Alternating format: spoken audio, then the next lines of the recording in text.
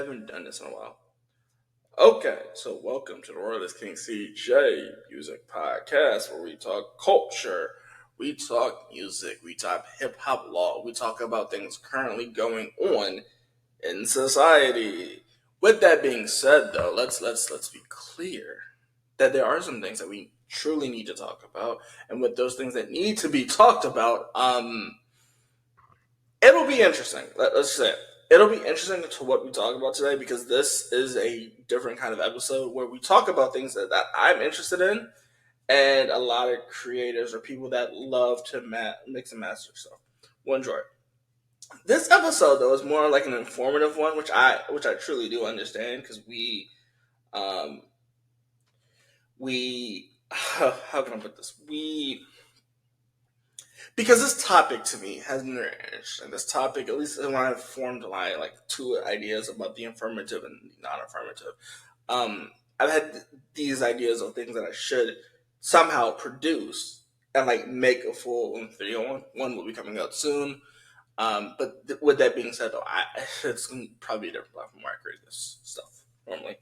However, there's some things that I need to talk about essentially, and the first thing I need to talk about is that this is going to be a different episode. This is an episode in which we're going to kind of talk about music, but from the um, marketing side, right? We're going to talk about it from the label or the artist side a little bit, because I think when I talk about music in itself, people are like, hey, those lyrics make sense, but what goes into making those lyrics?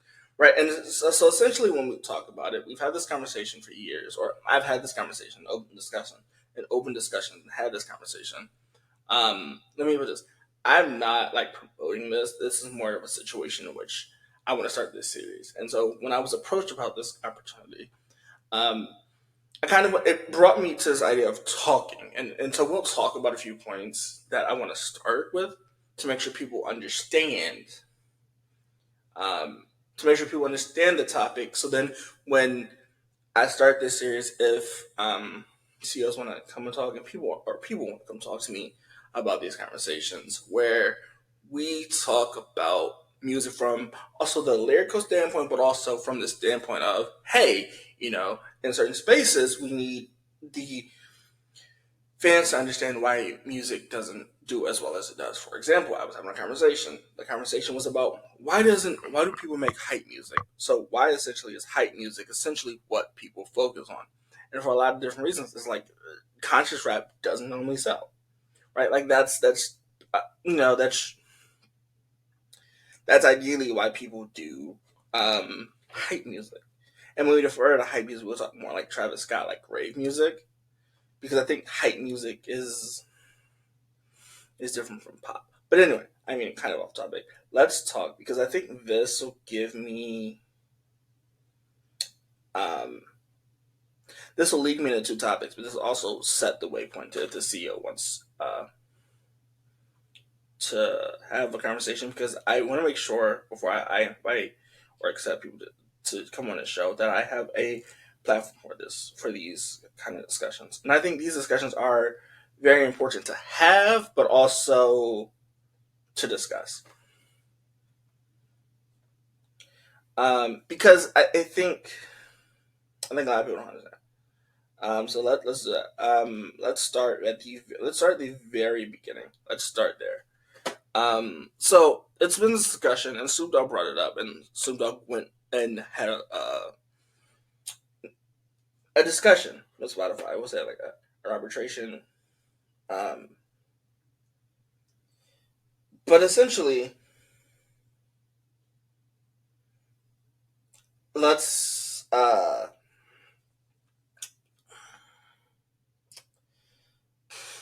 let's start there. So essentially, what it was, and Snoop Dogg said he wasn't saying a lot of percentages from he wasn't seeing a lot of money from Spotify because he only received a certain amount of money, which originally started this conversation with like I think he said like a couple thousand is what he got. Um, and so when he was talking about this conversation, he was like, well, he was essentially talking about like he didn't see a lot of it because there were a lot of people that wrote on it. Um, there were a lot of people that wrote on. There were a lot of people that wrote on this. There were a lot of people that potentially wrote in a song. It's split three different ways, and you don't understand royalty contracts. So they're like, well, Spotify only pays what a 2,000 like every couple streams, which if you're signed to a label, um, we kind of have these discussions that need to be had, but at the same time, these discussions can't be had because we're not seeing like the contracts. And so we're going to talk about this, but we're going to talk about this from a um, two different perspectives. First perspective we're going to talk about it is through like management with the labels, promotion, like the loans that people get. We typically call those advances. Though. People typically call those advances that they get from the label to produce music, the marketing, the artist development that we don't really see anymore, like the cosign. Um, which is going to sound a little bit insane because it's like, why are we having these discussions though if artists know that they're going to have a bad deal going into it? For a lot of people, they aren't aware, right? A lot of people are not aware when they sign these deals that they traditionally would have to pay the royalties back and all this promotion. Um, but essentially, when we talk about these promotions, people are like, I don't necessarily understand why. Uh, I don't understand why we're having these conversations when the artist should know, and I think I think we should totally agree.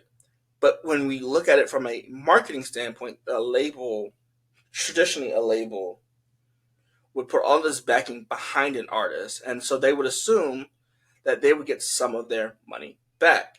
And so that's essentially what we end up getting, whereas a lot of people that wanted their money back from the artist to recoup some fees. We've seen this with artists like Drake, where he had an advance. He paid his advance off on a couple singles, and he was free to do what he wanted to do. The best way I could explain this, though, is through like marketing, in a sense. But we're going to talk about that, and I'm gonna break these topics. I'm gonna break these aspects down into topics. But when I like have further conversations with people, I want to make sure we understand where the hesitation and stuff is coming from. So when we talk about these discussions, we're going to talk in two different aspects, and I'm going to talk about them in two different. But they're going to be short, and they're going to be ideally they're going to be long, but they're going to be short in part. So the first part, we're going to talk about the traditional. This route is taken, but it's not as taken as much as it used to be. For example, the traditional route, and it usually unfavored artists. I think one of the deals that are the most common deal for artists take is a 70-30 split or an 80-20 split. Essentially, the higher percentage, like 70 or 80, would go to the label, and then the artist would recoup it later. And a lot of times, these advances or loans that they're signing to for these labels essentially could last 10 years, 20 years. They could last they usually last the same amount of time as like a car note that some people have, or typically student loans, right? And these loans could either go past those and be 30 years, depending on what happens to that artist, right? They have the legal right. But essentially, what these tradition age contracts did was give people the right or the label the right to promote your single, even if that's through physical copies. And when I say physical copies, I mean like CDs, cassette players, vinyl, and these other aspects of like physical means to sell your artist. That would also go to the marketing. For example, if you were on a billboard, stuff like that, that would normally the label would take part of that marketing budget and promote your album. And in some cases, they still do that, but not all the time. And usually, these advances would cover all of those certain things. The most common, though, uh, and so in the early 2000s, when we were having this conversation, the conversation was about songs and ringtones. So essentially, an artist would sign a deal, and the songs, the masters, the publishing, and all this would go to the label. And essentially, ringtones were that market where people weren't sure what ringtones were considered. Were they considered digital or traditional marketing? Because songs, we'll say, are traditionally marketed. And so when I mean traditional, I mean traditional in the sense of you had to go physically go pick up a CD, physically had to pick up a cassette tape, and then you would get a small like a few cent on the dollar of each record being sold, but you wouldn't get the label. For example, if the CD sold for let's go with $9.99, right? You may get 20 cents off the dollar, so the label's making $9.70 per album that's being sold, but like it's the distribution that they would have to like ship them out, and so that the distribution chain would take a while, and that sometimes could be delayed, so people's albums would be delayed in certain states because they couldn't get it to all their regional stores that were selling albums, right? And then it's ironic because to think about it, we made it more accessible to artists because originally new songs were released on Tuesday, and so Tuesday trying to push everything out, considering that Saturday and Sunday are technically people's weekends and not like business days. Some people work on Saturdays, some people don't, but typically Saturday and Sunday are people's days off. Traditionally, or in the United States, traditionally that's how it works. In other countries, you get like months of vacation time off, which I mean that could vary. But at the same time, you hear people talk about it, and you're like, I don't understand. But we've pushed it back to Friday, so people have a week to get their albums out and sell it, put it in stores and stuff, and ship it and sell it. At that same time, though, the artist wasn't doing any of that, so they would recoup a fee. And essentially, it was the better way of doing it traditionally.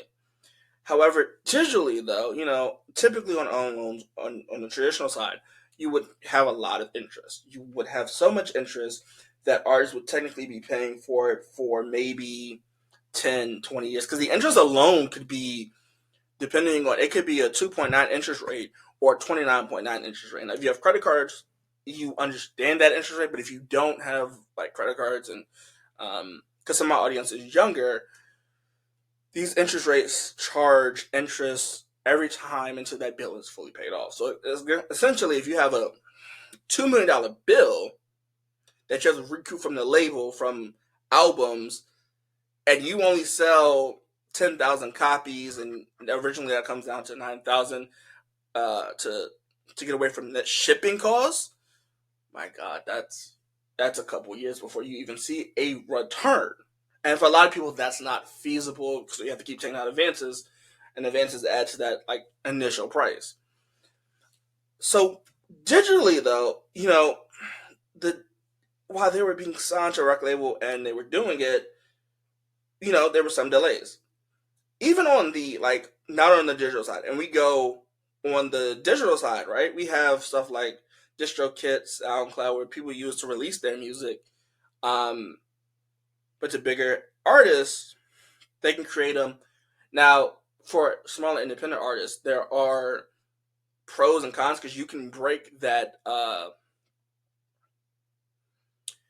You can break that barrier to like produce music and do it independently of a label, or seem like you're independent of a label and push your music out there, because traditionally you had to use radio, and radio plays are expensive. Get a radio to play your music is very expensive. At that same time, though, when you hear traditional play, when we talk about radio, and we'll talk about it, this isn't to defame anybody because I don't know who it was. It was a Charlemagne interview with Coco Jones, and the entire clip he just kind of talks about how we just received the album this morning, so we didn't fully listen to it, and so they're having this interview, and you don't really hear them talk about the album a lot, right? But like, talk about key points, but they don't talk about their likes or dislikes about this album, because I said you just got it on the way coming in, right? And so you hear this and you're like, I am surprised. And don't get me wrong, traditional marketing has its flaws, right? Because the label takes a large part of it, but they take their fees and you keep it, and you kind of like own the rights, but the royalties come in a little bit later. At that same time, though, when we talk digital marketing, there are some flaws, right? Like, there's a smaller percentage that independent artists take home, right, based off of streams alone. But at the same time, there are higher thresholds, like we're seeing now with a lot of artists. I mean, a lot of people don't see like recoup their fees until they have like $1 million video or $1 million song that goes viral on TikTok or Instagram or YouTube, right? Like, we rarely see people recoup what they put into a song because it's studio sessions, and traditionally labels would cover studio sessions, engineering design, and all of that. So then the artist didn't really have to do much but live off the events. And when they live these events would be just for like experiences or whatever the artist wanted to do with it. However, though, when we come back to that digital age, the digital age has its flaws too. And one of those flaws, especially when it comes from the digital age of marketing, where independent artists can break that barrier of, oh, I can get radio play if I work hard enough and quality in my music. For example, for example, is marketing. Uh, in this current age, like marketing is what's going to set your music apart and make it be seen on TikTok and also be it's seen on Instagram. However, we've seen the difference is it's easier to go viral on TikTok compared to Instagram. It takes time, and YouTube also takes time to build that fan base. At that same time, though, it's not essentially, hey, I get these million amount of views, monetization. Like it's not that simple, you know. But it's a start. It's like you've seen artists. I've seen artists get plays. They put out a song. Their single gets popular, and a radio station will play it because it's getting popular. But at that same time, though, we talk about radio, and so where a lot of people feel that radio is dying out because of the streaming of platforms like Spotify, Apple Music, right? So there's this thing of you have to know what exactly the times are calling for, and if that's the idea of, hey, if that's traditional means where we use radio to boost streams, that's fine. But if it's also where we have to deal with the Spotify, like it's good to be versed in both if you're an artist, but at that same time, let's talk. Let's really talk about those contracts that we're signing if we're independent, because traditionally we needed that cosign to break through the mainstream. Not so much anymore, but at some point we needed it. And so we don't need it as much anymore, but it takes time for the independent artists to blossom. At that same time, though, we talk about these discussions, and it's very different because these barriers are still there for independent artists, but it's not so heavily there that artists can't traditionally break through. But let's talk, right? Because essentially, people were like, I don't understand what brought this on. What brought this on was I was having a discussion with the CEO at Mrkd.DJ. And Mrkd.DJ, essentially what it is, it's a blockchain, and it's a connective way for artists, music listeners, and lovers um, to essentially have this conversation where it gives artists the right to have a DJ name,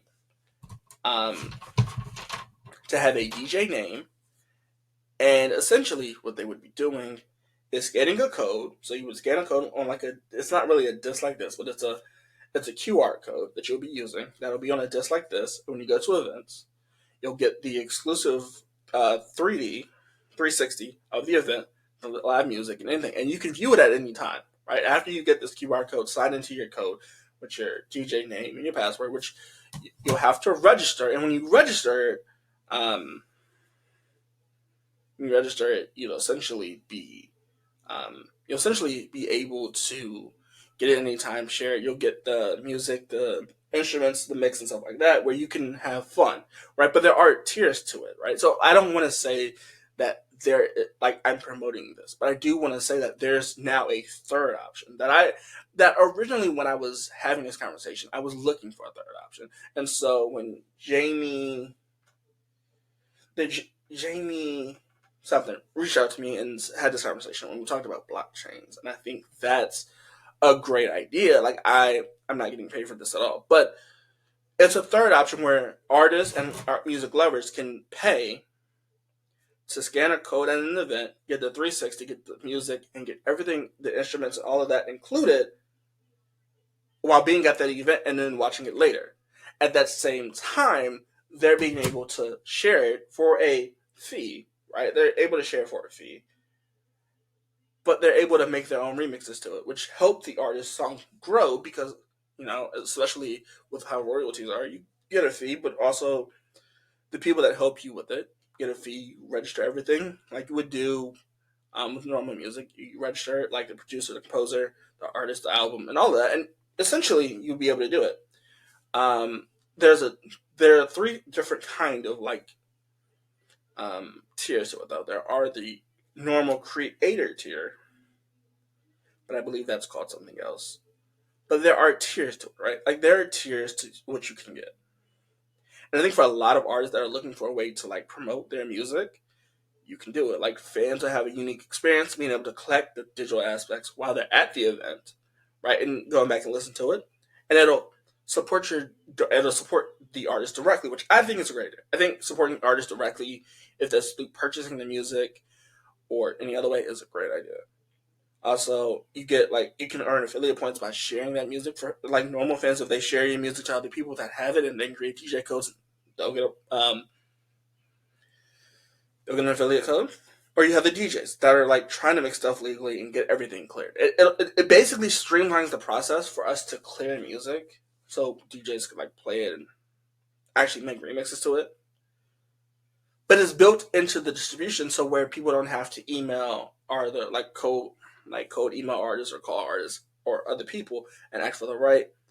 But you also get to collaborate with artists, which I think is a great idea, right? But also you have the creators, which is ongoing revenue for every resale that is made or remix that is made from the original track, and they maintain all the rights. Which let me tell you, when we talk about publishing and owner rights and royalties for creators, I love those because I think artists should be able to control the art that they make, but also earn money and being able to control how the rights are distributed on their own music.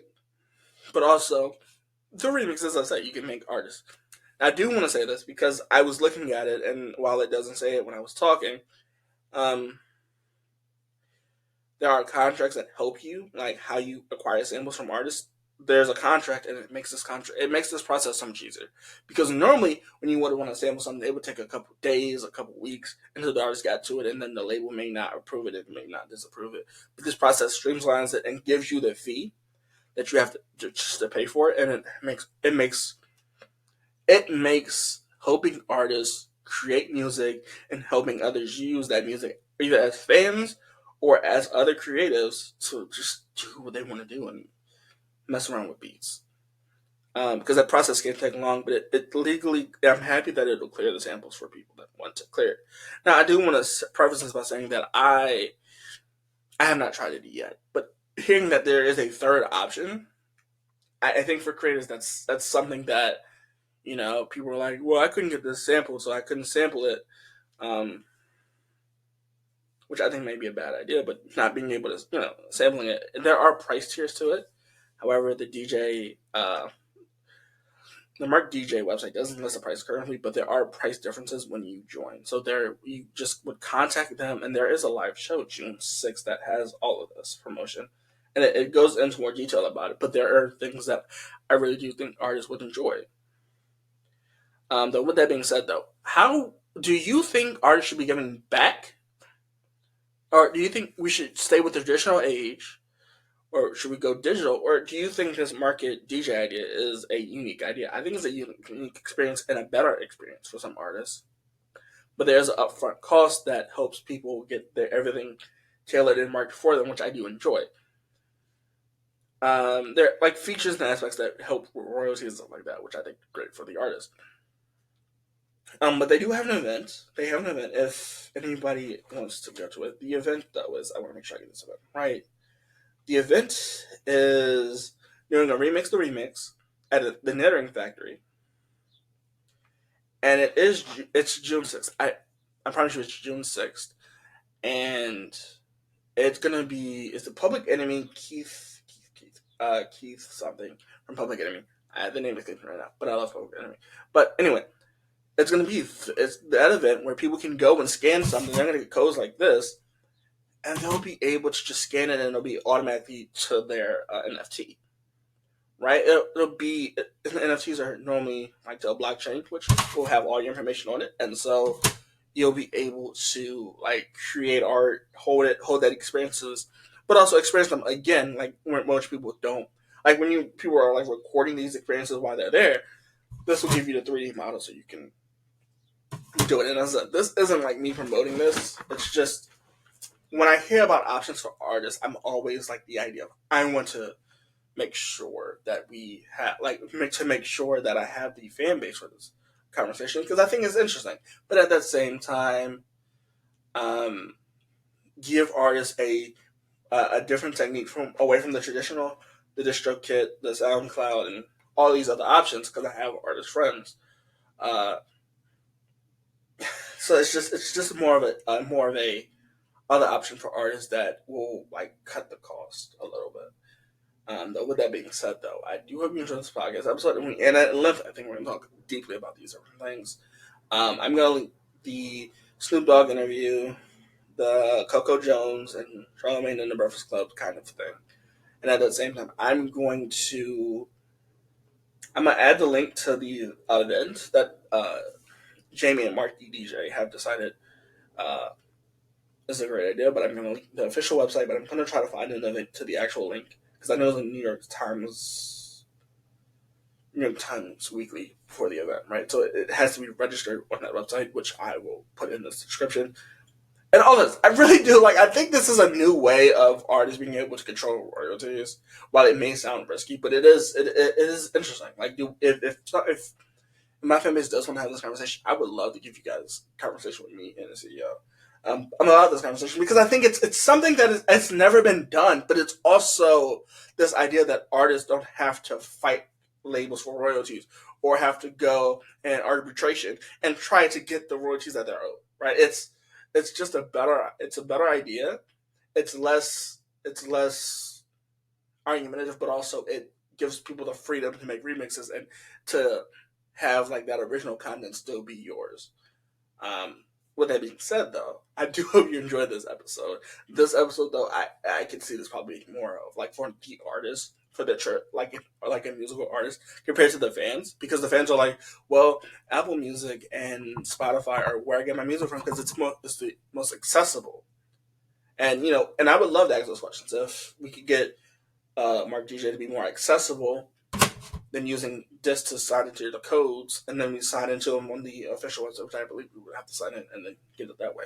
But it would be great, like to have these conversations with these CEOs and have a deep, tailored discussion on questions that my fans have, but also I have. I think it would be great. With that being said, though, I really hope you enjoyed this week's episode. And with that being said, hope you enjoy.